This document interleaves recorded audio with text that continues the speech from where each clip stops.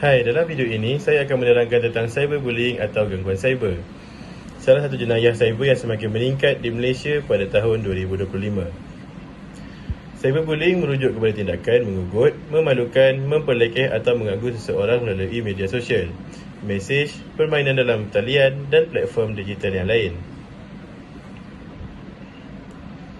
Ia berbahaya kerana boleh memberikan kesan serius seperti tekanan emosi, kemurungan, kerosakan reputasi dan dalam kes tertentu boleh mendorong kepada tindakan yang membahayakan diri seperti contoh mencederakan diri sendiri, depresi ataupun membunuh diri. Maklumat atau gambar yang tersebar juga sukar dipadam dan memberi kesan jangka panjang kepada mangsa. Antara langkah pencegahan termasuk menguatkan tetapan privasi, tidak berkongsi maklumat peribadi, menyekat dan melaporkan pelaku serta menyimpan bukti untuk tujuan siasatan. Jika menjadi mangsa, anda boleh membuat laporan kepada Cyber Security Malaysia melalui Cyber 999, SKMM atau PDRM di bawah Jabatan Siasatan Jenayah Komersial. Cyberbullying adalah isu serius. Kita semua bertanggungjawab menjaga keselamatan digital kita. Sekian daripada saya, terima kasih.